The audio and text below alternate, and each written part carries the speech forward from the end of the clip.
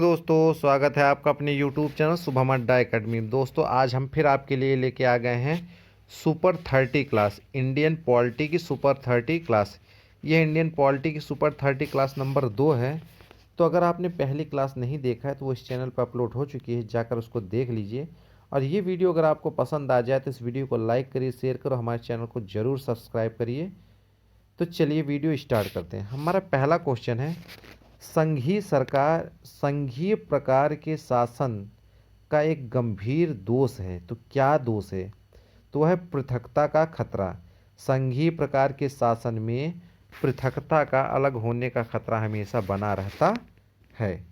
दूसरा number question है, लोकतांत्रिक केंद्रीकरण किसकी महत्वपूर्ण विशिष्टता है? तो यह है समाजवादी राज्य की यह महत्वपूर्ण विशिष्टता है, लोकतांत्रिक और केंद्रीकरण। भारत में एकल नागरिकता की अवधारणा अपनाई गई है। तो यह कहाँ से? तो यह इंग्लैंड से अपनाई गई है, भारत में एकल नागरिकता की अवधारणा। संविधान का कौन सा भाग नागरिकता के प्रावधानों से संबंधित है? तो संविधान का भाग जो 2 है वह नागरिकता के प्रावधानों से संबंधित है। अगला क्वेश्चन देखते हैं, भारतीय संघवाद निकट है, मतलब भारतीय संघवाद किसके निकट है या किससे लिया गया? तो हम कह सकते हैं कनाडा के निकट है। किसके? कनाडा के निकट है, कनाडा से लिया गया है भारतीय संघवाद। अगला क्वेश्चन देखते हैं, भारतीय संविधान ने सुदृढ़ केंद्र के साथ संघीय प्रणाली कहाँ से ली थी? तो यह ली थी कनाडा से। अगला क्वेश्चन देखते हैं, भारतीय संविधान ने भारतीय महासंघ की योजना किसके संविधान से ली है? तो यह भी ली है कनाडा से। संघीय सरकार, महासंघ की योजना, ये सारे के सारे कनाडा से लिए गए हैं। अब अगला क्वेश्चन देखते हैं, विधि का शासन की संकल्पना कहाँ की संवैधानिक प्रणाली की एक विशेष विशिष्टता है? तो विधि का शासन कह सकते हैं। तो विधि का शासन जो लिया गया वह ब्रिटेन से लिया गया है। कहाँ से लिया गया है? ब्रिटेन से लिया गया है। 9वां नंबर क्वेश्चन देखते हैं, भारत के संविधान का निर्माता किसे माना जाता है? तो यह माना जाता है V.R. अम्बेडकर को। किसको माना जाता है? V.R. अम्बेडकर या डॉक्टर भीमराव अम्बेडकर। अगला क्वेश्चन देखते हैं, हमारे संविधान में न्यायिक समीक्षा की धारणा किस देश के संविधान से लिया गया है? तो यह लिया गया USA। कहाँ से? USA से लिया गया है, यूनाइटेड स्टेट ऑफ अमेरिका। विश्व में सबसे बड़ा संविधान किस देश का है? तो विश्व में सबसे बड़ा लिखित संविधान या कह सकते हैं सबसे बड़ा संविधान भारत का है। किस राज्य के मामले में संसद संघीय सूची में दिए गए विषयों पर केवल राज्य से परामर्श करके ही विधि निर्माण कर सकती है? तो यह है जम्मू और कश्मीर। लेकिन अब इसको आप काट दीजिए, ये क्वेश्चन हो गया है पुराना। इस क्वेश्चन का इससे कोई संबंध नहीं, क्योंकि अब जम्मू और कश्मीर 2 अलग अलग क्या बन चुके हैं? राज्य बन चुके हैं, केंद्र शासित प्रदेश बन चुके हैं।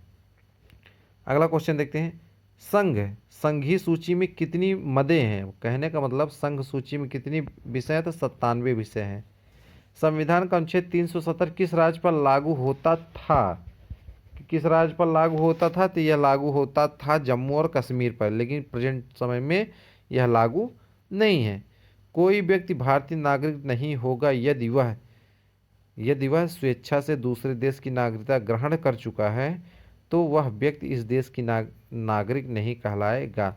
अगर आप दूसरे देश की नागरिकता को ग्रहण कर लेते हैं तो आपकी भारत की नागरिकता स्वतः ही समाप्त हो जाएगी। अगला क्वेश्चन देखते हैं, 16 नंबर क्वेश्चन देखते हैं। ठीक है, स्थानीय सरकारें आधार हैं। तो स्थानीय सरकारें जो आधार है वह किसका है? वह लोकतंत्र का आधार है। अगला क्वेश्चन, भारतीय संविधान में मूलभूत अधिकार किस संविधान से लिए गए थे? तो मूलभूत अधिकार कह सकते हैं या कह सकते हैं कि मौलिक अधिकार जो लिए गए हैं वह अमेरिका के संविधान से लिए गए हैं। देखो क्वेश्चन किस तरीके से घुमा घुमा के पूछता है, आप इससे अंदाज़ा लगा सकते हैं।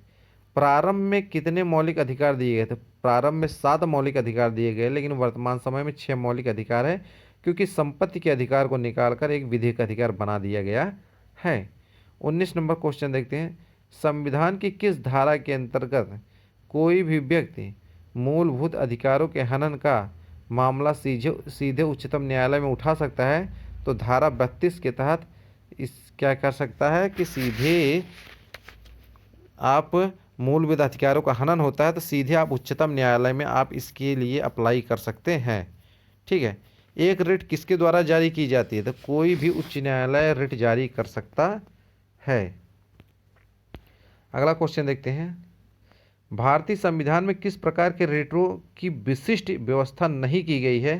तो नहीं की गई है वो व्यादेश या निषेध है। ये जो रिट है इसके लिए की कोई विशेष व्यवस्था नहीं की गई है। उच्चतम न्यायालय द्वारा कितने प्रकार की रिटें जारी की जा सकती हैं? तो वह 5 प्रकार की रिटें उच्चतम न्यायालय द्वारा जारी की जा सकती हैं। अगला क्वेश्चन देखते हैं, भारतीय संविधान के अनुसार जीवन का अधिकार एक क्या है? जीवन का अधिकार एक मौलिक अधिकार है। किस संविधान संशोधन अधिनियम द्वारा संपत्ति का अधिकार मूल अधिकार नहीं रहा? तो 44वां संविधान संशोधन के द्वारा संपत्ति के अधिकार को समाप्त कर दिया गया और कहा गया कि यह आज से मूल अधिकार नहीं है। ठीक है। अगला क्वेश्चन देखते हैं, 44वें संशोधन के अंतर्गत कौन सा विधिक अधिकार बन गया? तो 44वें संविधान संशोधन के तहत संपत्ति के अधिकार को मूल अधिकार से निकाल दिया गया और उसे एक कानूनी अधिकार बना दिया गया। अगला क्वेश्चन देखते हैं कि संपत्ति के अधिकार को, ठीक है, अगला क्वेश्चन देखते हैं। अगला क्वेश्चन हमारा क्या है कि संपत्ति के अधिकार को मौलिक अधिकारों की सूची में किसके शासनकाल के दौरान हटाया गया था? तो हटाया गया था मोरारजी देसाई के शासन काल में। अगला क्वेश्चन देखते हैं, भारतीय संविधान के किस अनुच्छेद को डॉक्टर बी.आर. अम्बेडकर ने भारतीय संविधान का हृदय और आत्मा कहा? तो ये अनुच्छेद 32 को उन्होंने कहा था।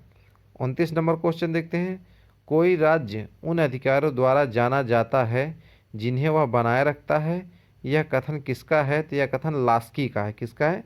लास्की का है। और मूल अधिकार भारतीय संविधान के किस भाग में है? तो ये भाग 3 में है। तो दोस्तों आज के सुपर 30 क्वेश्चन आपको करवाए जा चुके हैं। अगर ये वीडियो आपको पसंद आया तो इस वीडियो को लाइक करिए, शेयर करिए और हमारे इस चैनल को सब्सक्राइब करिए, क्योंकि आपके लिए ऐसे ही मज़ेदार वीडियो लगातार आती रहेगी। तब तक के लिए धन्यवाद।